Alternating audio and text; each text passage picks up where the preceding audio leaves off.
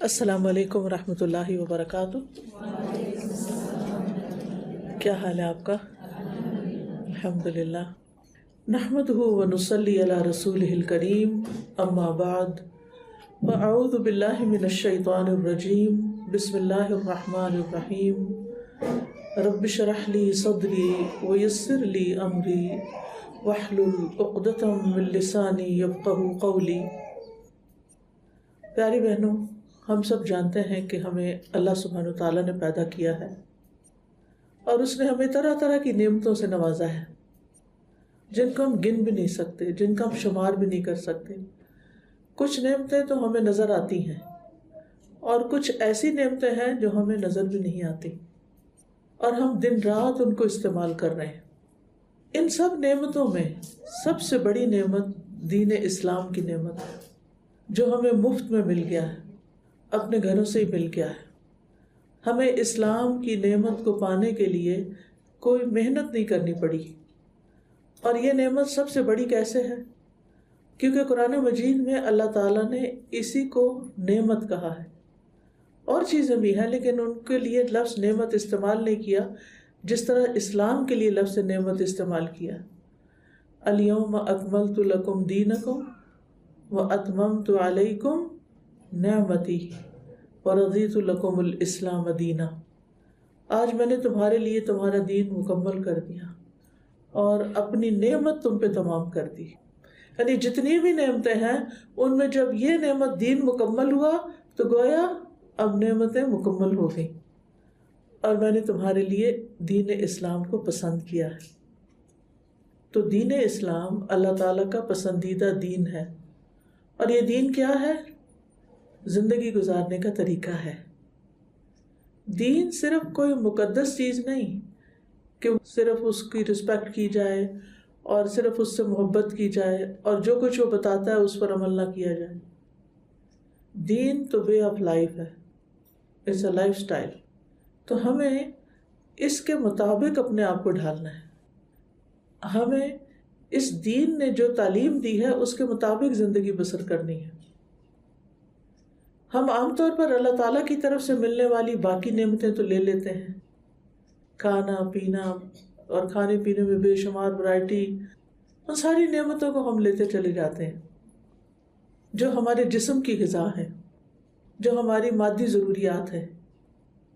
لیکن جب دین کی بات آتی ہے تو اس نعمت کو ہم لیتے ہی نہیں، اس کو ہم پیچھے کر دیتے ہیں، اس کا شکریہ ادا نہیں کرتے، اس پر خوش بھی نہیں ہوتے۔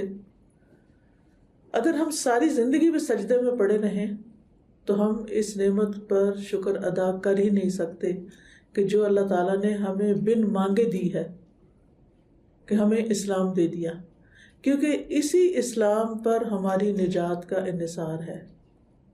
کوئی شخص کلمہ پڑھے بغیر، مسلمان ہوئے بغیر جنت میں نہیں جا سکتا۔ تو یہ کتنی بڑی نعمت ہے کہ ہمیں بچپن میں ہی جب ہم نے بولنا سیکھا تو ہمیں لا الہ الا اللہ محمد الرسول اللہ سکھا دیا گیا۔ آج کتنے ہی لوگ ہیں جن کو اس کے بارے میں کوئی علم نہیں ہے، وہ نہیں جانتے کہ یہ کیا ہے، اور وہ اس کی تلاش میں بھی ہیں لیکن ان کو کوئی بتانے والا نہیں۔ تو ہمیں اس دین کی قدر کرنی ہے۔ صرف یہ کہنا کافی نہیں کہ میں مسلمان ہوں، بلکہ اس دین کو اپنی زندگی میں اپنانا بھی ہے، اور دین کو اختیار کرنے کے لیے دین کو سیکھنا ضروری ہوتا ہے۔ اور یہ دین ہمیں صرف نماز، روزہ، حج، زکوٰۃ اور ریچولز نہیں سکھاتا کہ یہ بس کر لو تو مسلمان ہو، بلکہ زندگی گزارنے کے سارے طریقے سکھاتا ہے۔ اس میں اللہ تعالیٰ کے حقوق کے بارے میں بھی ہمیں بتایا گیا ہے، اور اس میں بندوں کے حقوق کے بارے میں بھی بتایا گیا ہے۔ اللہ سبحانہ وتعالیٰ اپنا تو ایک ہی حق بتاتے ہیں کہ اللہ کی عبادت کرو، اور اس کے بعد پھر بندوں کے حقوق بتاتے ہیں۔ والدین کے ساتھ احسان کرو، رشتہ داروں کے ساتھ احسان کرو، مسکینوں، یتیموں، غریبوں، فقیروں، ضرورت مندوں، مسافروں، لونڈی غلام، ان سب کے ساتھ حسن سلوک کرو۔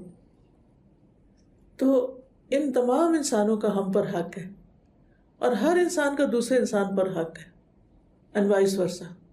یعنی کسی انسان کا حق آپ پر ہے اور آپ کا حق اس پر ہے، یہ دو طرفہ معاملہ ہے۔ تو بہرحال یہ حقوق کیا ہیں ہمیں یہ معلوم ہونے چاہیے اور ان حقوق کو ادا بھی کرنا چاہیے. حقوق اللہ میں اگر کوئی کمی ہو جائے تو وہ اللہ کے ہاتھ میں ہے کہ اللہ تعالیٰ اس کو معاف کر دے گا. لیکن بندوں کے حق کے بارے میں اللہ تعالیٰ نے بتا دیا ہے کہ اس کے لیے بندوں کی معافی بھی ضروری ہے. تو انسان کسی پر ظلم کر کے کسی کے ساتھ زیادتی کر کے کامیاب نہیں ہو سکتا. اس کے لیے ضروری ہے کہ انسان دوسروں کے حق کو سمجھے. حقوق تو ہم پر بہت سے لوگوں کے ہیں، لیکن آج میں رشتہ داروں کے حقوق کے اوپر بات کروں گی، جس کو صلہ رحمی کہتے ہیں.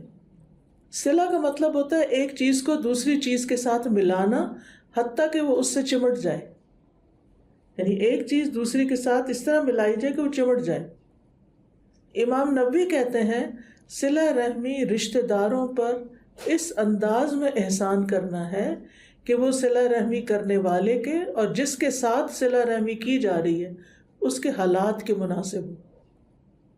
کبھی صلہ رحمی مال کے ذریعے ہوتی ہے، کبھی خدمت کرنے سے، اور کبھی صرف ملاقات اور سلام وغیرہ کرنے سے ہوتی ہے. ٹھیک ہے، یعنی رشتوں سے کیسے جوڑتے ہیں؟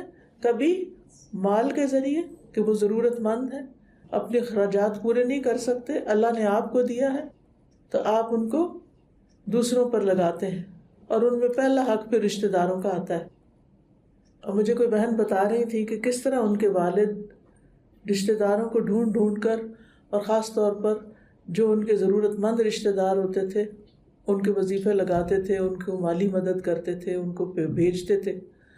آج آپ دیکھیں کہ آپ لوگ یہاں پر اللہ تعالیٰ آپ کو لے آئے، لیکن آپ ہی کے کئی بہن بھائی ہوں گے، کوئی خالہ ماموں چچا ہوں گے کہ جو بیک ہوم پیچھے، ان کے پاس 2 وقت کا کھانا نہیں، یا ان کے بچوں کی تعلیم کا انتظام نہیں، یا ان کے پاس چھت نہیں.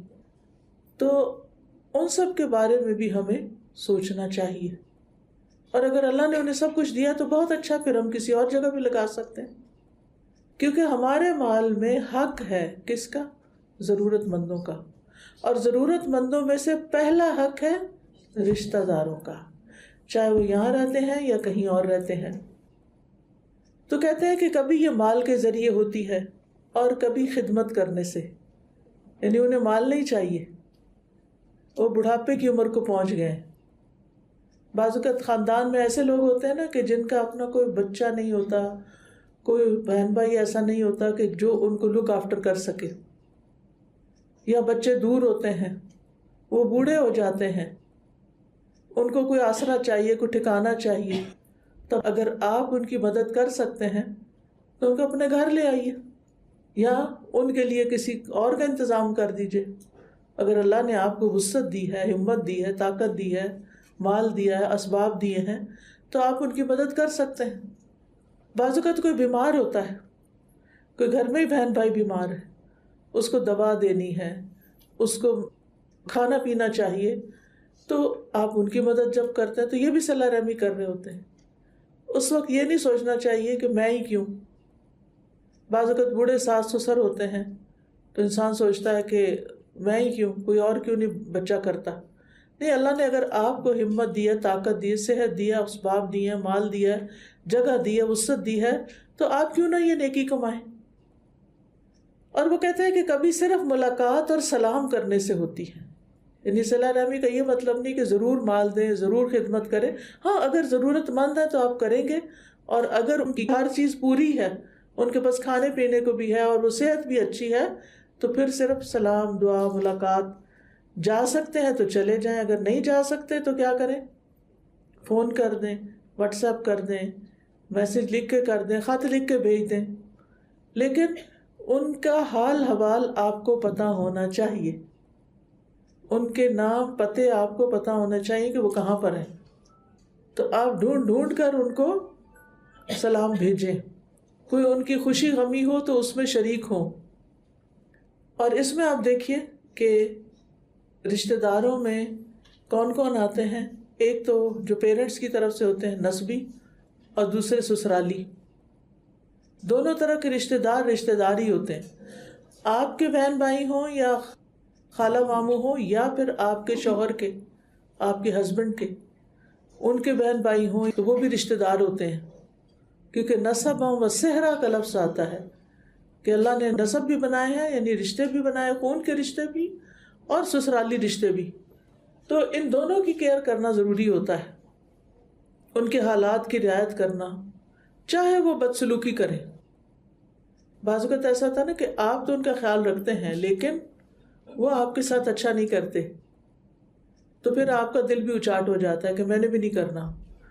تو صلہ رحمی وہ نہیں ہوتی جو بدلے میں ہوتی ہے، صلہ رحمی وہ ہوتی ہے کہ جو وہ نہ بھی اچھا کریں تو بھی آپ جڑے رہیں، آپ ان سے اچھا کرتے رہیں، کیونکہ اس کا اجر آپ نے ان سے نہیں لینا، اللہ سے لینا ہے. اور اس کے برعکس ہوتا ہے قطع رحمی، یعنی رشتہ داروں سے کٹ کے رہنا، نہ ملنا، نہ ملانا، نہ حال، نہ چال، نہ پیغام، نہ میسج، کچھ بھی نہیں. یہ درست نہیں ہے، کیونکہ رشتوں کو کاٹنا جو ہے یہ کبیرہ گناہ ہے، ایسا کرنے والے پر لعنت کی گئی ہے. لیکن اس صلہ رحمی کے درجات ہیں، ٹھیک ہے. ان میں سے بعض کا حق بعض سے زیادہ ہے، جیسے ماں باپ کا حق سب سے زیادہ ہے، اسی طرح پھر اولاد کا حق بھی ہوتا ہے. تو اس میں انسان کو کوتاہی نہیں کرنی چاہیے، کیونکہ یہ اللہ تعالیٰ کا حکم ہے. سورۃ الرعد میں اللہ تعالیٰ فرماتے ہیں والذین یصلون ما امر اللہ بہ ان یوصل ویخشون ربہم ویخافون سوء الحساب. اور وہ جو اس چیز کو ملاتے ہیں جس کے متعلق اللہ نے حکم دیا ہے کہ اسے ملایا جائے، اور وہ اپنے رب سے ڈرتے ہیں اور برے حساب کا خوف رکھتے ہیں. ٹھیک ہے، یعنی ایمان والے کون ہوتے ہیں؟ جو ان رشتوں کو جوڑ کے رکھتے ہیں جن کے متعلق اللہ نے حکم دیا کہ ان کو جوڑا جائے، ان کی کیئر کی جائے، ان سے تعلق رکھا جائے، اور پھر بھی اپنے رب سے ڈرتے رہتے ہیں کہ کہیں کوئی کوتاہی نہ ہو جائے، کہیں کو پوچھ نہ ہو جائے، پکڑ نہ ہو جائے، اور وہ برے حساب کا خوف رکھتے ہیں. یعنی کیا چیز انسان کو موٹیویٹڈ رکھے کہ وہ اپنے رشتہ داروں کے ساتھ اچھا کرتا رہے؟ وہ ہے آخرت کا جواب، آخرت کا جواب دینا، آخرت کا ڈر، آخرت کا حساب. اور یہ جو رحمی کا لفظ ہے نا، یہ رحم سے نکلا ہے. یعنی اللہ سبحانہ وتعالیٰ نے جب مخلوق کو پیدا کیا، جب وہ اس سے فارغ ہوا تو رحم کھڑا ہو گیا، جو ماں کے پیٹ میں ہوتا ہے، جس میں بچہ پلتا ہے اور پھر باہر آتا ہے. تو اللہ تعالیٰ نے فرمایا اے رحم ٹھہر جا. اس نے کہا اے اللہ یہ قطع رحمی سے تیری پناہ مانگنے کا مقام ہے. اللہ تعالیٰ نے فرمایا کیا تو اس بات پہ راضی نہیں کہ جو تجھے ملائے میں اسے ملاؤں گا، اور جو تجھے توڑے گا میں اسے توڑوں گا؟ رحم نے کہا اے میرے رب کیوں نہیں؟ اللہ نے فرمایا بس یہ تیرے لیے ہے.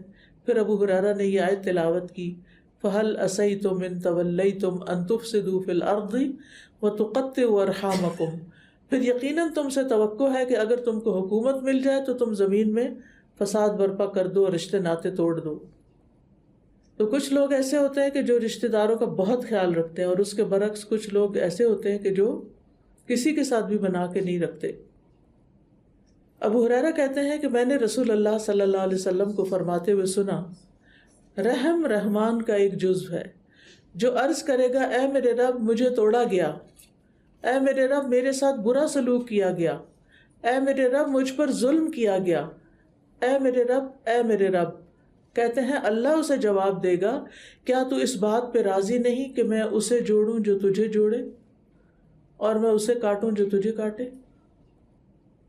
تو اس سے کیا پتہ چلتا ہے کہ جو رشتوں کو جوڑتا ہے وہ اللہ کی رحمت میں ہوتا ہے، اور جو کاٹتا ہے وہ اللہ کی رحمت سے دور ہو جاتا ہے.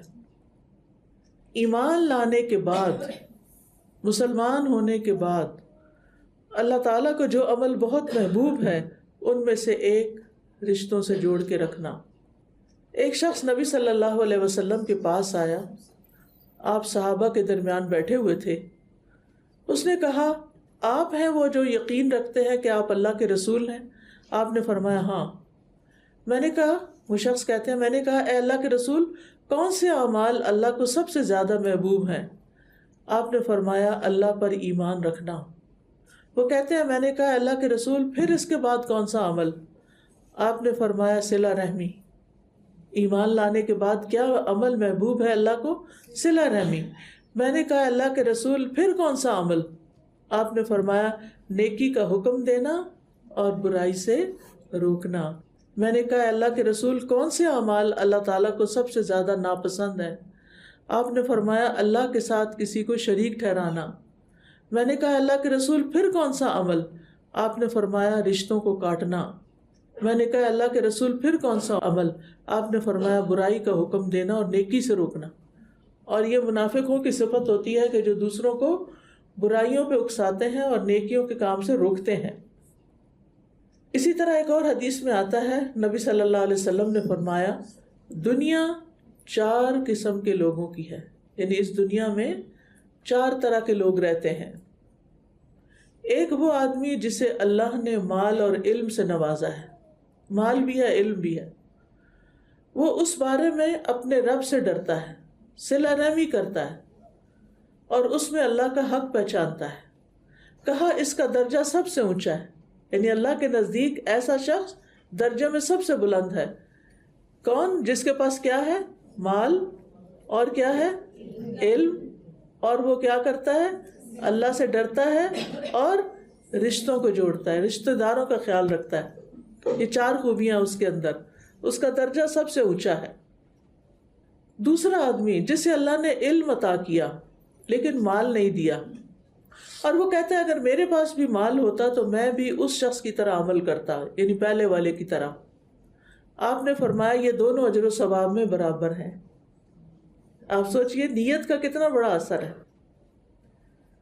تیسرا وہ آدمی جسے اللہ نے مال سے تو نوازا لیکن علم نہیں دیا، وہ بدحواسی میں اسے ناحق مقام پہ خرچ کرتا رہتا ہے، نہ اپنے رب سے ڈرتا ہے، نہ صلہ رحمی کرتا ہے، نہ اللہ کا حق پہچانتا ہے۔ فرمایا اس کا درجہ سب سے بدترین ہے۔ اور چوتھا وہ آدمی جسے اللہ نے نہ مال دیا نہ علم، اور وہ یہ کہتا ہے کہ اگر میرے پاس بھی فلاں کی طرح مال ہوتا تو میں بھی اسے اس شخص کی طرح کے کاموں میں خرچ کرتا۔ یہ دونوں گناہ میں برابر ہیں، یعنی بری نیت کی وجہ سے برا نتیجہ۔ تو اس لیے اس سے یہ پتہ چلتا ہے کہ اللہ تعالیٰ نے انسان کو جو مال دیا ہے اس مال میں کس کا حق ہے؟ رشتہ داروں کا بھی حق ہے، اور پہلا حق ان کا ہے۔ اگر وہ ضرورت مند ہے تو پھر پہلا خیال ان کا کرنا چاہیے۔ ہمیں یہ نہیں سوچنا چاہیے کہ انہوں نے تو ہمیں کبھی نہیں پوچھا، انہوں نے تو ہمیں نہیں بلایا، انہوں نے تو ہمارا خیال نہیں کیا، انہوں نے تو ہمیں سلام بھی نہیں کیا، انہوں نے تو ہمیں مبارک کا میسج بھی نہیں دیا۔ ایسی باتیں نہیں کرتے۔ نبی صلی اللہ علیہ وسلم سے روایت ہے، ابو ذر کہتے ہیں کہ میرے خلیل صلی اللہ علیہ وسلم نے مجھے 7 باتوں کا حکم دیا، ان میں سے ایک یہ ہے کہ میں رشتہ دار سے تعلق قائم رکھوں اگرچہ وہ پیٹھ پھیرے۔ میں تعلق قائم رکھوں اگرچہ وہ منہ موڑے، وہ نہیں رکھنا چاہتا۔ بعض اوقات ہم یہ کہتے ہیں نا، ہم تو ملنا چاہتے ہیں، ہم تو آنا جانا چاہتے ہیں، لیکن وہ نہیں ملتے۔ پھر بھی کوئی نہ کوئی طریقہ جاری رکھو، کوئی تحفہ بھیج دو، کوئی سلام بھیج دو، جب انہیں کوئی مشکل ہو تو کام آ جاؤ۔ اور نبی صلی اللہ علیہ وسلم کی جو آخری وقت کی نصیحتیں ہیں نا، ان میں سے ایک یہ بھی ہے۔ انس رضی اللہ عنہ کہتے ہیں کہ نبی صلی اللہ علیہ وسلم نے اپنی بیماری کے دنوں میں کہا، تمہارے رشتہ دار یعنی رحم کے رشتوں کو توڑنے سے بچو، رحم کے رشتوں کو توڑنے سے بچو۔ تو اب کرنا کیا ہے؟ کرنا یہ ہے کہ رشتہ داروں سے تعلق قائم رکھنا ہے۔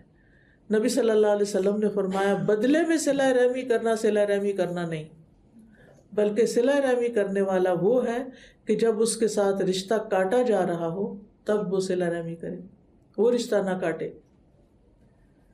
حضرت علی رضی اللہ عنہ سے مروی ہے کہ ہم نے رسول اللہ صلی اللہ علیہ وسلم کی تلوار کے دستے میں یہ لکھا ہوا پایا، جو تم پر ظلم کرے اس سے درگزر کرو، جو تم سے رشتہ توڑے اس سے رشتہ جوڑو، جو تمہارے ساتھ برا کرے اس کے ساتھ احسان کرو، اور حق بات کرو اگرچہ اپنے خلاف کیوں نہ جائے۔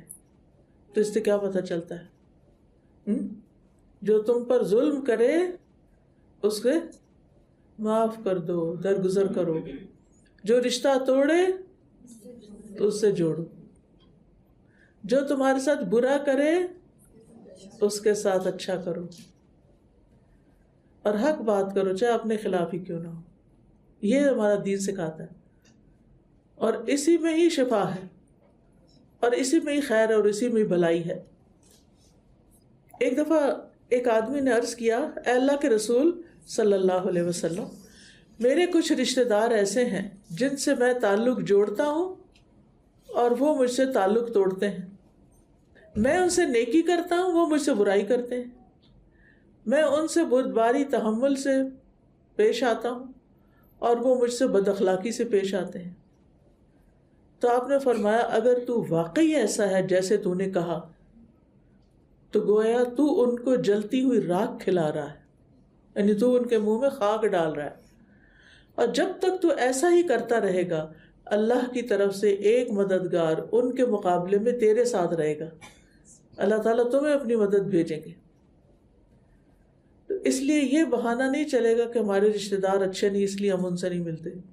میں نہیں کہتی کہ ہر روز ملنے چلے جائیں اور گالیاں کھائیں، کیونکہ بعض لوگ لٹرلی بہت برا بھلا کہتے ہیں، لڑائی جھگڑے کرتے ہیں، لیکن اس کا یہ مطلب ہے کہ جب کبھی انہیں ضرورت ہو، جب کبھی موقع ہو تو آپ اپنی طرف سے ان کے ساتھ اچھا کریں، ان کی ضروریات پوری کریں۔ ابن عمر کہتے ہیں کہ ایک آدمی نبی صلی اللہ علیہ وسلم کے پاس آیا اور کہنے لگا، اے اللہ کے رسول، کون سے لوگ اللہ کو زیادہ پیارے ہیں اور کون سے اعمال اللہ کو زیادہ پیارے ہیں؟ کیا آپ بھی جاننا چاہیں گے کیا کہ کون سے لوگ اللہ کو پیارے ہیں اور کون سے عمل اللہ کو پیارے ہیں؟ اب دیکھیے کہ اللہ کا پیارا ہونا جو ہے وہ کوئی معمولی بات نہیں۔ جو اللہ کا پیارا ہو گیا اس کے تو بارے نیارے ہو گئے، اس کو تو سب کچھ مل گیا۔ تو رسول اللہ صلی اللہ علیہ وسلم نے فرمایا وہ لوگ اللہ کو زیادہ محبوب ہیں جو دوسرے لوگوں کے لیے سب سے زیادہ فائدہ مند ہوں، یعنی آپ اپنی ذات میں نہیں جیتے بلکہ دوسروں کے فائدے کرتے رہتے ہیں، دوسروں کے لیے جیتے ہیں۔ آپ کے دن کا ایک بڑا حصہ دوسروں کی خدمت میں گزرتا ہے، دوسروں کا خیال کرنے میں گزرتا ہے۔ کچھ لوگ ہوتا ہے نا کہ وہ کسی سے ملتے جلتے نہیں، اپنے گھر، اپنا ہی سب کچھ، اپنا ہی ہر چیز، بس اپنی اپنی اولاد کی، اپنے گھر کی، کسی کی مداخلت ان کو پسند نہیں۔ کچھ لوگ ایسے ہوتے ہیں اپنا آپ بھول کے اور یہ دیکھتے ہیں کہ کون بیمار ہے، کس کو کیا چاہیے، کس کو دوا چاہیے، کس کو کھانا چاہیے، کس کو کہیں رائڈ چاہیے، کس کو ہاسپٹل لے جانے کی ضرورت ہے، تو وہ اپنے وقت میں سے وقت نکال کے دوسروں کی مدد کرے۔ کس کے پاس علم نہیں، جہالت ہے، تو اس کی مدد کی جائے۔ اور اللہ تعالیٰ کے نزدیک سب سے زیادہ پسندیدہ اعمال یہ ہیں، اپنے مسلمان بھائی کو خوش کرنا، کسی کو خوش کرنا، یہ اللہ تعالیٰ کو بہت پسند ہے، یا اس سے کوئی تکلیف دور کر دینا۔ کسی کا سر درد ہو رہا ہے، کسی کے جسم میں کوئی تکلیف ہے، آپ اس کو دبا دیں، اس کو مساج کر دیں، اس کو کوئی گولی دے دیں، یعنی اس کے دکھ درد کو محسوس کریں اور اس کو دور کریں، یا اس کا قرضہ ادا کر دینا، یعنی آپ کے پاس وسعت ہے اور اس پر قرضہ چڑھ گیا ہے تو آپ کچھ نہ کچھ اس کی مدد ضرور کر دیں، یا اس سے بھوک کو دور کرنا، کھانا کھلا دینا اس کو۔ اور یہ صرف باہر والوں کے نہیں ہوتا، آپ کے گھر میں آپ کے بچے بھوکے ہیں تو آپ خوشی سے ان کو پکا کے کھلاتے ہیں، آپ کے میاں بھوکے آتے ہیں کام سے، آپ ان کو کھلاتے ہیں، کوئی مہمان آ جاتا ہے اس کو کھلاتے ہیں۔ آپ کو معلوم ہے نا ہمارے کلچر میں کیا ہے، خاص طور پر آپ دیکھیں کہ کچھ علاقوں میں تو کوئی گھر آ جائے اسے کھانے کے بغیر جانے نہیں دیا جاتا۔ یہ کہاں سے آئی باتیں؟ یہ ہمارے دین نے ہمیں سکھائی، اور پھر کچھ لوگوں نے تو اس کو پکڑ لیا اور رسم بن گئی، اور کچھ لوگوں نے اس کو پکڑا ہی نہیں۔ پھر آپ نے کیا فرمایا؟ جس نے اپنے غضب کو روک لیا، غصہ نہیں کیا، غصہ بہت آیا ہوا تھا لیکن چپ کر گیا، اللہ تعالیٰ اس کی خامیوں پہ پردہ ڈال دے گا۔ سبحان اللہ، اللہ تعالیٰ اس کو بدنام ہونے سے بچائے گا۔ اور جو آدمی اپنے غصے کو پی گیا، باوجود اس کے کہ اگر وہ چاہتا تو اس کو نافذ کر سکتا تھا، غصہ نکال سکتا تھا، لیکن وہ کنٹرول کر گیا، تو اللہ تعالیٰ قیامت کے دن اس کے دل کو امیدوں سے بھر دے گا، یعنی پھر اس کو ہوپ لگ جائے گی کہ مجھے جنت مل جائے گی، اور قیامت کے دن اس سے اچھی ہوپ کیا ہو سکتی۔ جو اپنے بھائی کے ساتھ اس کی ضرورت پوری کرنے کے لیے چلا، یہاں تک کہ اسے پورا کر دیا، کسی کا کوئی کام کروا دیا، اللہ تعالیٰ اس کو اس دن ثابت قدم رکھے گا جس دن قدم ڈگمگا جائیں گے، جس دن لوگ پریشان حال ہوں گے، اللہ تعالیٰ اس شخص کی مدد کرے گا، اس کو سکون دے گا، اطمینان دے گا، ثابت قدمی عطا کرے گا۔ پھر رشتہ داروں کا ایک حق یہ بھی ہے کہ ان کو دین کی تعلیم دی جائے اگر ان کی نہیں ہے، اگر ان کے بچے دین سے دور جا رہے ہیں ان کی کاؤنسلنگ کی جائے، اور ایک دوسرے کی مدد جیسے پہلے بھی گزرا کہ مال سے کی جائے۔ وَآتَ الْمَالَ عَلَىٰ حُبِّهِ ذَوِي الْقُرْبَىٰ سورۃ البقرہ میں آتا ہے، اور مال دو اس کی محبت کے باوجود قرابت داروں میں، رشتہ داروں میں۔ نبی صلی اللہ علیہ وسلم نے یہ بھی فرمایا کہ ایک دوسرے کو تحفہ دو، آپس میں محبت بڑھے گی۔ تو خاص طور پر رشتہ داروں میں، یہاں سے آپ پاکستان جاتے ہیں تو کتنا زیادہ سامان ہو جاتا نا، صرف کس لیے کہ رشتہ داروں کو کچھ نہ کچھ دینا ہے۔ اگر کوئی چیز نہیں تو پیسے دے دیتے ہیں یا وہاں سے کچھ خرید کے دے دیتے ہیں۔ یہ سب کچھ اللہ کے لیے ہونا چاہیے، نہ کہ ایک رسم کے لیے۔ اور پھر آپ دیکھیے کہ سب سے پہلا حق بھی ان کا بنتا ہے، اور اگر نہیں تو کم از کم آپ اپنے رشتہ داروں کو بتائیں صحیح کہ میں آئی ہوئی ہوں اس شہر میں یا اس ملک میں یا اس جگہ پر، کیونکہ کچھ لوگ چپکے سے ہو کے آ جاتے ہیں، بتاتے تک نہیں ہیں۔ یہ نہیں ہونا چاہیے۔ رسول اللہ صلی اللہ علیہ وسلم نے فرمایا بلو ارحامکم ولو بالسلام، اپنے رشتہ داریوں کو تازہ رکھو چاہے سلام کے ساتھ ہی کیوں نہ ہو، اور ان کے ساتھ اچھے اخلاق سے پیش آؤ۔ اور اگر کسی نے غصے میں آ کر قسم کھا لی ہے کہ وہ رشتہ داروں کو کچھ نہیں دے گا تو اپنی قسم توڑ دے، اس کا کفارہ دے دے، لیکن وہ دیتا رہے۔ اور جن رشتہ داروں سے اللہ روک دے کہ ان کے لیے استغفار نہیں کرنی کہ وہ نان مسلم ہو کے فوت ہوئے، تو ان کے لیے دعا بھی نہ کرے پھر، کیونکہ منع کیا گیا اس سے۔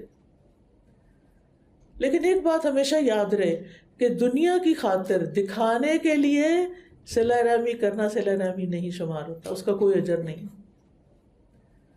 یعنی بعض لوگ صرف اس لیے کسی کے گھر تعزیت کرنے چلے جاتے ہیں کہ اگر نہیں گئے تو لوگ کیا کہیں گے، وہ ناراض ہوگا، اس لیے نہیں، آپ اس لیے کہ اللہ تعالیٰ مجھ سے راضی ہوگا اگر میں جاتی ہوں تو۔ پھر اسی طرح آپ دیکھیے کہ اس کا فائدہ کیا ہوگا جب آپ رشتوں کو جوڑیں گے، یہ محبت بڑھانے کا ذریعہ ہے۔ ابن عمر کہتے ہیں جو اپنے رب کا تقوی اختیار کرے اور صلہ رحمی کرے اس کی موت میں تاخیر کر دی جاتی ہے۔ سن رہے ہیں؟ جو اپنے رب کا تقوی اختیار کرے اور صلہ رحمی کرے، رشتوں کو جوڑ کے رکھے، اس کی موت میں ڈیلے کر دیا جاتا ہے، اس کی لمبی عمر کر دی جاتی ہے، اور اس کے مال میں اضافہ کر دیا جاتا ہے، اور اس کے گھر والے اس سے محبت کرنے لگتے ہیں۔ یعنی بعض ماں باپ کو یہ ہوتا ہے کہ ہمارے بچے ہم سے محبت نہیں کرتے، ہماری بات نہیں سنتے، کیونکہ وہ یہ دیکھتے ہیں کہ وہ سارا وقت آپ انہی کے پیچھے پڑے رہتے ہیں اور کسی کو پوچھتے نہیں۔ لیکن جب آپ اپنے بہن بھائیوں کو پوچھتے ہیں، ان کو گھر بلاتے ہیں، ان کے لیے ملنے جاتے ہیں، اپنے بوڑھے والدین کا خیال کرتے ہیں، تو بچے بھی پھر کیا سیکھتے ہیں کہ یہ بہت امپورٹنٹ کام ہے۔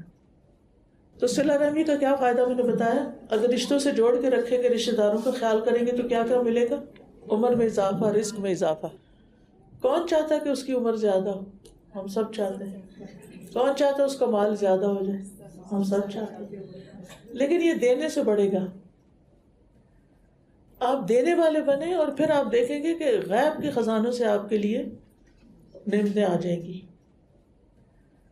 انس بن مالک کہتے ہیں میں نے رسول اللہ صلی اللہ علیہ وسلم سے سنا جس شخص کو پسند ہو کہ اس کے رزق میں وسعت ہو یا اس کی عمر دراز ہو تو اسے چاہیے کہ وہ صلہ رحمی کرے۔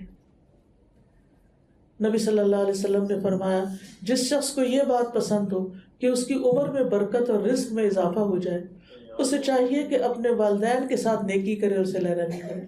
اگر والدین زندہ ہیں تو ان کے ساتھ ان کو اچھا سا میسج کریں، ان کی ملاقات کے لیے چلے جائیں، ان کے لیے کوئی تحفہ لے جائیں، اور اگر فوت ہو چکے ہیں تو ان کے نام پہ صدقہ کریں۔ جو پسند کرتا ہے کہ اس کی عمر میں برکت اور رزق میں اضافہ، اسے چاہیے کہ والدین کے ساتھ نیکی کرے۔ کیا نیکی کریں گے؟ مجھے طریقے بتائیں۔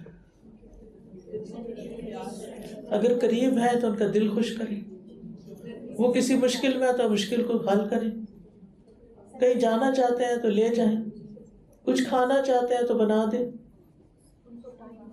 ان کو ٹائم دیں۔ یس، سختی سے بات نہ کریں، بہت ضروری ہے یہ۔ ان کی ضروریات پوچھیں کہ آپ کو اماں کچھ چاہیے، ابا آپ کو کچھ چاہیے، میں آپ کے لیے کیا لے کر آؤں، اور اگر فوت ہو گئے تو کیا کریں گے؟ ان کے لیے دعا کریں گے، ان کے رشتہ داروں کو پوچھیں گے، ماں فوت ہو گئی تو خالہ دیکھیں، خالہ ہے اس کے ساتھ اس نے سلوک کریں، ان کی جو دوست ہیں، سہیلیاں ہیں، ان کے ساتھ رابطہ رکھیں، ان کی طرف سے صدقہ کریں، اگر ان کا حج رہ گیا تو حج کریں، حج بدل کریں، اور اگر ان کی زکوٰۃ رہتی ہے ادا کرنے والی وہ ادا کر دیں، اور اگر انہوں نے کسی سے وعدہ کیا تھا یا کوئی قرضہ تھا ان کے سر پہ وہ ادا کریں. یہ سب صلہ رحمی ہے، ٹھیک ہے نا. پہلا حق ان کا ہے. آپ اچھے اعمال کریں، دعائیں کریں تو یہ ان کے لیے ثواب کا، اجر کا باعث ہوگا.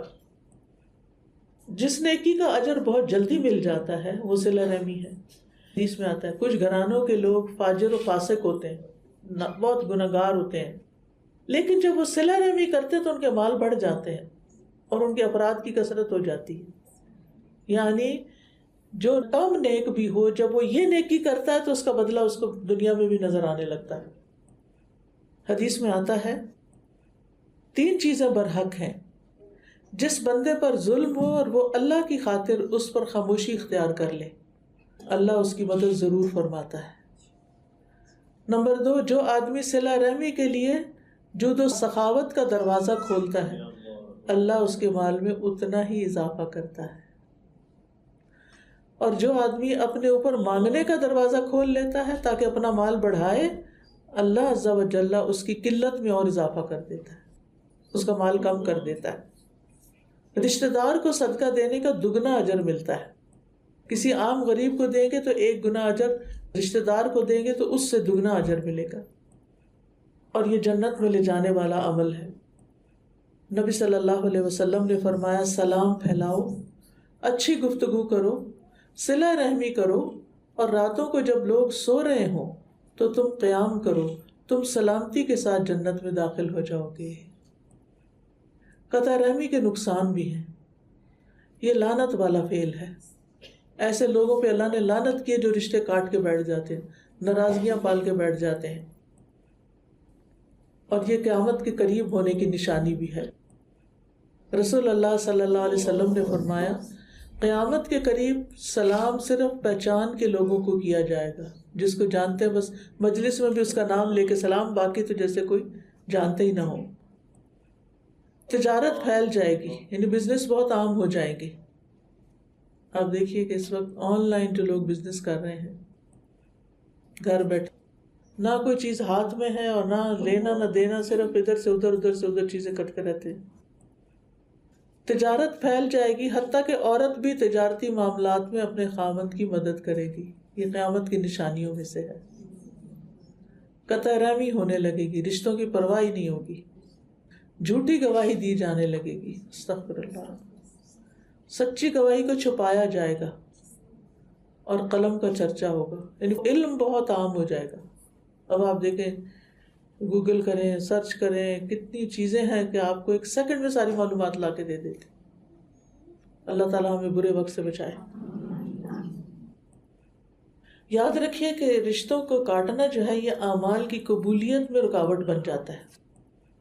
رسول اللہ صلی اللہ علیہ وسلم نے فرمایا بنی آدم کے یعنی انسانوں کے اعمال ہر جمعرات کو پیش کیے جاتے ہیں اللہ تعالیٰ کے حضور، اور کسی قطع رحمی کرنے والے کے اعمال قبول نہیں کیے جاتے. یعنی جو رشتوں کو کاٹتے ہیں ان کا عمل قبول نہیں ہوتا. نبی صلی اللہ علیہ وسلم نے فرمایا جس نے قطع رحمی کی یا جھوٹی قسم کھائی وہ مرنے سے پہلے اس کا وبال دیکھ لے گا، یعنی دنیا میں بھی اس کو سزا ملے گی. 1 سال تک رشتے کو کاٹنا ایسا ہے حدیث میں جیسے اس کا خون بہا دیا، قتل کر دیا آپ نے اس کو، اتنا بڑا گناہ بنتا ہے. رسول اللہ صلی اللہ علیہ وسلم نے فرمایا کسی مسلمان کے لیے حلال نہیں کہ اپنے بھائی کو 3 دن سے زیادہ چھوڑے رکھے. جس نے 3 دن سے زیادہ چھوڑ دیا اور اسی حالت میں مر گیا وہ آگ میں جائے گا. رسول اللہ صلی اللہ علیہ وسلم نے فرمایا لا يدخل الجنت قاطع رحم، قطع رحمی کرنے والا جنت میں داخل نہ ہوگا. اب یہ ہے کہ صلہ رحمی کے درجے ہوتے ہیں. سب سے پہلے نیکی والدہ سے کی جائے، ماں سے، یعنی انسانوں میں سے سب سے پہلے جو نیکی آپ نے کسی سے کرنی ہے وہ ماں سے کریں، پھر باپ سے، پھر اولاد سے، پھر دادا دادی نانا نانی، پھر بہن بھائی، پھر باقی سارے محرم رشتے جیسے چچا پھپھی ماموں خالہ جو جتنا قریب ہے، پھر والدین کی طرف سے رشتہ داروں کو باقی رشتہ داروں پر فوقیت دی جائے گی، یعنی چچا اور خالہ ماموں وغیرہ کو پریفرنس دی جائے گی باقی رشتوں پر۔ پھر رحم کے رشتہ داروں میں غیر محرم کے ساتھ نیکی کی جائے گی، جیسے چچا کا بیٹا بیٹی ماموں خالہ کے بچے وغیرہ، پھر سسرالی رشتہ دار، ٹھیک ہے، پھر ان کی باری آ جاتی ہے۔ سب سے پہلے صلہ رحمی کس کے ساتھ کرنی ہے؟ ماں کے ساتھ۔ اللہ تعالیٰ کے بعد سب سے بڑا حق ماں باپ کا ہے، اور ماں باپ کے ساتھ بھی سب سے پہلا حق ماں کا ہے۔ وَوَصَّيْنَا الْإِنسَانَ بِوَالِدَيْهِ حَمَلَتْهُ أُمُّهُ وَهْنًا عَلَى وَهْنٍ، ہم نے انسان کو اپنے والدین سے نیک سلوک کرنے کا تاکیدی حکم دیا، اس کی ماں نے اسے کمزوری پہ کمزوری سہتے ہوئے اپنے پیٹ میں اٹھائے رکھا، اور 2 سال اس کے دودھ چھڑانے میں لگے۔ اسی لیے یہ حکم دیا کہ میرا شکر ادا کرو اور اپنے والدین کا بھی میرے پاس ہی لوٹ کر آنا ہے، ٹھیک ہے۔ پھر آپ دیکھیے کہ ایک آدمی رسول اللہ صلی اللہ علیہ وسلم کے پاس حاضر ہوا، کہنے لگا میں ہجرت کرنے پر آپ سے بیعت کرتا اور اپنے والدین کو روتا ہوا چھوڑ کے آیا ہوں، یعنی میں اتنے شوق سے آیا ہوں کہ ان کو بھی روتا ہوا چھوڑ دی کہ میں نے اللہ کے راستے میں نکلنا ہے۔ آپ نے فرمایا واپس جاؤ، جیسے انہیں رلایا ہے ایسے انہیں ہنساؤ۔ اگر والدین نیک نہیں بھی، مسلم نہیں، نان مسلم ہے، پھر بھی ان کے ساتھ اچھا سلوک کرنا چاہیے۔ حضرت اسماء بنت ابی بکر کی والدہ جو ابھی مسلمان نہیں ہوئی تھی، وہ مدینہ آئیں اور کچھ مالی تعاون چاہتی تھی۔ وہ نبی صلی اللہ علیہ وسلم کے پاس چلی گئی کہ میں اپنی ماں کو کچھ دے سکتی ہوں؟ وہ مکہ سے مدینہ آئی ہیں مجھے ملنے کے لیے کہ مجھے کچھ دو، میں ضرورت مند ہوں۔ آپ نے فرمایا ہاں، اپنی ماں کے ساتھ صلہ رحمی کرو۔ والدین کی نافرمانی حرام ہے۔ رب کی رضامندی باپ کی رضامندی میں ہے، اور رب کی ناراضگی باپ کی ناراضگی میں ہے۔ رسول اللہ صلی اللہ علیہ وسلم سے کبیرہ گناہوں کے بارے میں پوچھا گیا، آپ نے فرمایا اللہ کے ساتھ کسی کو شریک کرنا اور ماں باپ کی نافرمانی کرنا۔ والدین کا حق یہاں تک ہے کہ اگر والدین نہیں تو والدین کے دوستوں کے ساتھ بھی اچھا سلوک کرو، اور پھر اس کے بعد دیگر رشتہ دار آتے ہیں۔ وَأُولُو الْأَرْحَامِ بَعْضُهُمْ أَوْلَىٰ بِبَعْضٍ فِي كِتَابِ اللَّهِ، رشتہ دار اللہ کی کتاب میں ایک دوسرے کے زیادہ حقدار ہیں، دوستوں سے زیادہ۔ لیکن آپ دیکھیں ہم اپنے ملنے جلنے والے دوستوں اور دیگر لوگوں کو انٹرٹین کرتے رہتے ہیں، لیکن رشتہ داروں کو پوچھ کے نہیں دیتے۔ اس کا یہ مطلب نہیں کہ کسی سے آپ کا تعلق واسطہ نہ ہو، خاص طور پہ ایسے ملکوں میں جہاں قریب کوئی رشتہ دار نہیں، تو دینی رشتے اور ہمسائیگی کے رشتے، کمیونٹی کے رشتے، یہی آپ کے رشتہ دار بن جاتے ہیں پھر۔ تو بہرحال کرنے کا کام کیا ہے کہ مال دے کے ان کے ساتھ صلہ رحمی کی جائے، ان کی تکلیفوں کو دور کیا جائے، خوش اخلاقی سے ملا جائے ان کو، ان کے حق میں دعائیں کی جائیں، ان سے ملاقات کی جائے، ان کو تحفے دیے جائیں، ان پر خرچ کیا جائے، ان سے نرمی سے بات کی جائے، چہرے پہ بشاشت ہو، آپ ملے تو ایسے لگے جیسے آپ بہت اداس تھے ان سے۔ جو بڑے ہیں ان کے ساتھ احترام سے معاملہ کیا جائے، اور ہر وہ کام کیا جائے جس سے رشتے جڑے، کاٹے نہ جائیں، ان سے تکلیفیں دور کی جائیں۔ صدقہ دینا ہو تو پہلے ان کو دیا جائے، اور اگر کوئی رشتہ دار آپ سے چھپی دشمنی بھی رکھتا تو اس کو بھی دیں، اس کا دل ٹھنڈا ہو جائے گا، دشمنی ختم کر دے گا۔ رسول اللہ صلی اللہ علیہ وسلم نے فرمایا جب کوئی رشتہ دار اپنے کسی رشتہ دار کے پاس جا کے ایسی زائد یعنی ایکسٹرا چیز کا سوال کرتا ہے جو اللہ تعالیٰ نے اس کو دی ہوتی ہے، لیکن وہ کنجوسی کرتا ہے، دیتا نہیں، تو ایسے آدمی کے لیے قیامت کے دن جہنم سے سانپ نکالا جائے گا جو اپنی زبان نکالے ہوگا، جسے شجاع کہتے ہوں گے، اسے ایسے آدمی کا توق بنا دیا جائے گا، گلے میں بنا دیا جائے گا۔ یعنی اگر آپ کے پاس ہے اور آپ کر سکتے ہیں مدد، اور آپ اس کی نہیں کرتے تو یہ پکڑ والی بات ہے۔ تو ہر قریبی اور دور کے رشتہ دار سے صلہ رحمی کرنا۔ ابن عباس کہتے ہیں اپنے حسب نسب یاد رکھو جس کے ساتھ تم صلہ رحمی کر سکو، اگر رشتہ داروں کو قریب کیا جائے صلہ رحمی کے ساتھ تو وہ دور نہیں ہوتے اگرچہ وہ دور رہتے ہوں۔ جیسے آپ کے رشتہ دار اگر بیک ہوم رہتے ہیں، آپ سوچیں آپ کے بچوں کو آپ کی بہن کے بچوں کا نام پتہ ہے، اپنے کزنس کو جانتے ہیں، اپنی دادا دادی خالہ ماموں چچا پھوپھی سب کے نام آتے ہیں ان کو؟ اگر نہیں آتے تو اس کا مطلب ہے کہ آپ صلہ رحمی نہیں کر رہے. تو سب سے پہلا سٹیپ کیا ہوگا؟ رشتوں کی پہچان کراؤ. ان کے ساتھ بیٹھ جایا کریں اور باتیں کیا کریں اور بتایا کریں کہ دیکھو تمہارے اتنے ماموں ہیں، اتنے چچا ہیں، اتنے تمہارے چچا کے بچے ہیں، فلاں ہیں فلاں ہیں، جاؤ ان کے لیے تم کچھ گفٹ لے کر آؤ، کسی کے ہاتھ بھیجتے ہیں ان کو. اور رشتہ داری قریب نہیں ہوتی جب اس کو دور کر دیا جائے، اگرچہ وہ قریب ہی کیوں نہ ہو، نیکسٹ ڈور نیبر ہی کیوں نہ ہو، اگر آپ نہیں ملتے جلتے تو وہ دور ہی دور ہے.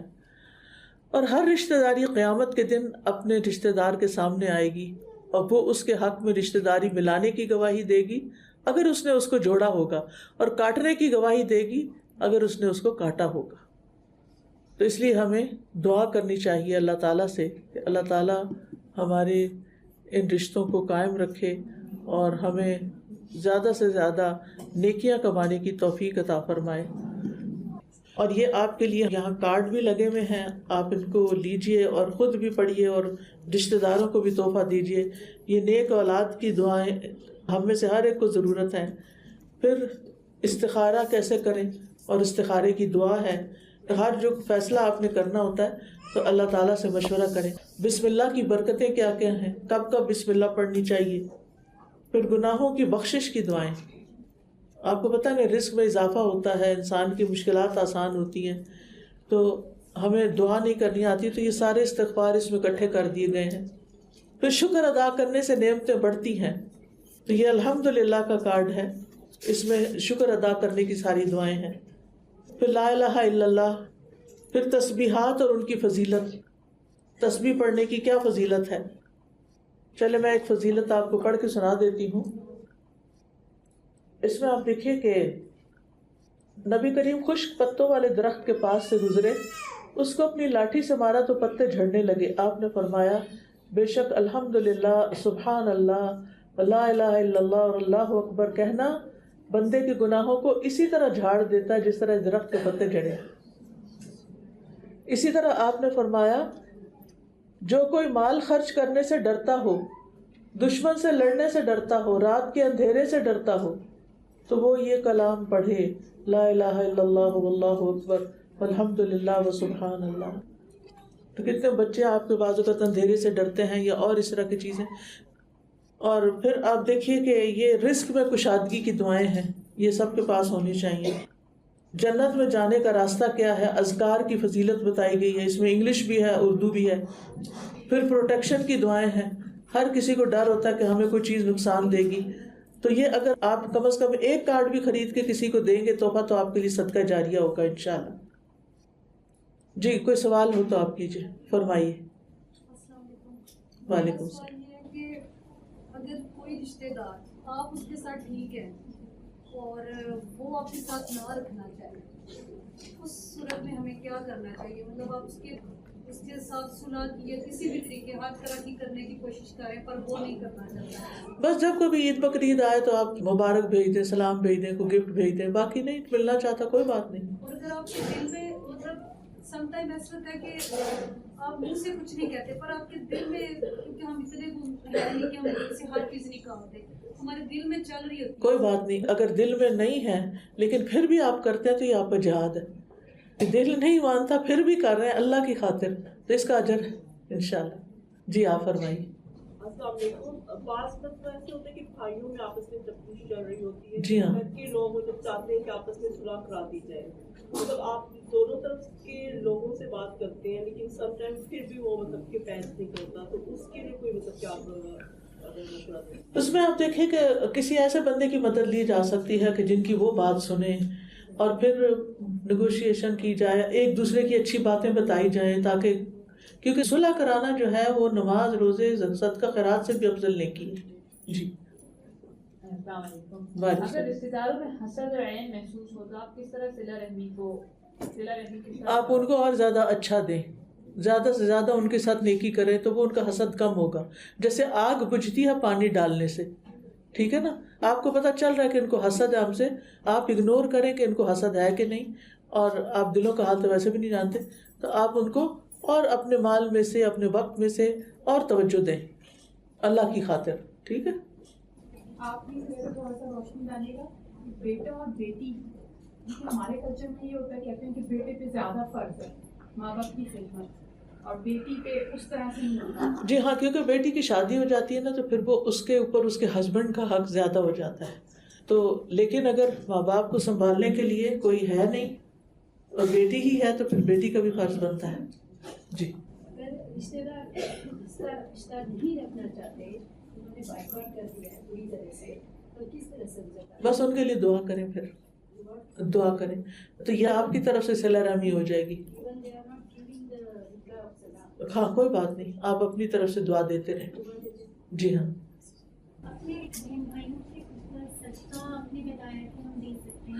جی ہاں، اگر وہ مستحق ہیں، فقیر ہیں، ضرورت مند ہیں تو اپنا صدقہ ان کو دے سکتے ہیں. زکوٰۃ اس صورت میں اگر وہ زکوٰۃ کے مستحق ہو. جی، فقیر مسکین کی کیٹیگری میں آتا ہے. جی آپ فرمائیے. آپ نے مینشن کیا تھا کہ آخرت کی نشانیاں ہوں گی کہ بیویاں شوہروں کی کاروبار میں مدد کر رہی ہیں، تو کیا یہ غلط ہے ان کی؟ یہ نہیں کہا گیا یہ غلط یا صحیح ہے، یہ بتایا گیا کہ ایسا ہونے لگے گا، یعنی پھر سمجھو کہ قیامت قریب ہے، یہ مطلب ہے. اچھا بیٹا، یہ میں بات ایک کہتی جاؤں کہ اللہ تعالیٰ آپ سے یہ نہیں پوچھے گا کہ آپ نے شوہر کی فائنینشیل فیلڈ میں ہیلپ کی یا نہیں، لیکن اگر آپ نے اپنے بچوں کی صحیح تربیت نہیں کی تو اس کا حساب ہوگا. ٹھیک ہے نا. آپ کے اوپر ذمہ داری ہے اپنے بچوں کی تربیت کی، اپنے گھر کو دیکھنے کی، جاب کی نہیں ہے. اگر کریں سارے کاموں کے ساتھ ٹھیک ہے، منع نہیں کیا گیا اگر آپ اللہ کی حدود کو سامنے رکھ کے کریں. لیکن اگر شوہر اتنا کماتا ہے کہ کام چل سکتا ہے تو پھر آپ اپنی ذمہ داریوں کو پورا کریں. جی فرمائیے. میرا سوال ماں باپ کے لحاظ سے کہ ہم شور یہاں پہ جتنی بھی خواتین بیٹھی ہیں وہ ایگری کریں گی کہ قرآن میں بھی اللہ تعالیٰ نے اولاد کا کہا، بیٹا یا بیٹی کا نہیں کہا کہ آپ نے ماں باپ کی خدمت کرنی ہے. جی ہاں. تو شادی کے بعد آپ کس طرح اپنے ماں باپ کا خیال اس طرح رکھ سکتے ہیں؟ بیکاز آپ کئی بار گلٹ میں ہوتے ہیں. جی، سچویشن پر ڈپینڈ کرتا ہے. مثلاً آپ اپنے بچوں کو چھوڑ کے جا کے ان کے پاس نہیں رہ سکتے تو آپ ان کے پاس کوئی ایسی فیملی رکھوا دیں، اس کو پیمنٹ کر دیں، اپنے بہن بھائیوں کو احساس دلا دیں. یعنی کئی سچویشن ہو سکتی ہیں نا کہ آپ ان کی کئی طرح اور کیئر کر سکتے ہیں. مجھے چھوٹا سا سوال یہ پوچھنا تھا کہ آپ نے جیسے بتایا کہ اگر رشتہ داروں آپس میں تعلقات خراب ہو جاتے ہیں تو کیا کرنا چاہیے؟ بہتر کیا ہے کہ خود انسان کو کوشش کرنی چاہیے یا بڑوں کو؟ پہلے تو خود کوشش کرنی چاہیے، پھر دیکھنا چاہیے، ضروری نہیں بڑے کون ہے جو افیکٹو ہو سکتا ہے اس معاملے میں، پھر ان کو انوالو کرنا چاہیے. میرا ایک سوال ہے کہ میں جیسے میری امی ہیں، ان کے اوپر ذمہ داریاں بچوں کی شادی ہوتی ہیں اور امی کے جو بھی بزرگ ہو گئی ہیں، مگر رشتے آج کل ایسے ہیں آپ کو پتا کہ رشتے اچھے آ ہی نہیں. جی جی. تو میں لاسٹ ایئر گئی تھی تو میں نے بہت کوشش کی کہ میں اپنی ماں کی ہیلپ کر سکوں. جی. اور وہیں میں کچھ لیکن آپ کی جو ایفرٹ ہے، جو آپ کی کوشش ہے، یہ آپ کا فرض ادا ہو گیا، لیکن آگے نتیجہ کو نکلا یا نہیں تو پھر وہ تو اللہ کے ہاتھ میں ہے. جو آپ کے پاس وسعت تھی آپ نے کر دیا. اس ٹائم سے میری امی میرے سے نا مطلب وہ پہلے جیسی نہیں رہی. کوئی نہیں، آپ ان کے لیے پھر بھی دعا کریں. ٹھیک ہے. اللہ جتنی بھی بہنیں یہاں آئی ہیں ان سب کا آنا قبول فرما، ان کی تمام حاجات پوری فرما، ہم سب کو تقویٰ عطا فرما. اللہ ان کو اس مجلس میں شریک ہونے پر بخش دے، ان کو اجر عظیم عطا کر دے، ان کی تمام مشکلات آسان کر دے، ان کے بچوں کو ایمان اور تقویٰ نصیب کر دے. اللہ ان کے گھروں میں خیر اور برکت پیدا کر دے. اللہ ہمیں دین کا بہترین مددگار بنا. اللہ ہمیں دین کو سیکھنے والا، سکھانے والا، پھیلانے والا بنا. اللہ ہمیں مرتے دم تک تقویٰ عطا کر دینا، اپنی اطاعت پر قائم رکھنا. اللہ سب بیماروں کو صحت دے، سب مالی مشکلات میں پھنسے لوگوں کی مشکل دور کر دے. اللہ جن جن لوگوں کے دلوں میں جو بھی تمنائیں خواہشات ہیں اللہ ان کو پورا کر دے. اللہ دکھی لوگوں کے دکھ دور کر دے. اللہ مشکل میں پھنسے لوگوں کی مشکل آسان کر دے. اللہ جنہوں نے اس مجلس کا اہتمام کیا ہے، اپنا وقت جان مال لگایا، ان سب کو بہترین جزائے خیر عطا کر دے. ربنا تقبل منا انک انت السمیع العلیم وتب علینا انک انت التواب الرحیم. وصلی اللہ تعالی علی خیر خلقہ محمد وعلی آلہ واصحابہ واہل بیتہ اجمعین برحمتک یا ارحم الراحمین. السلام علیکم ورحمۃ اللہ وبرکاتہ.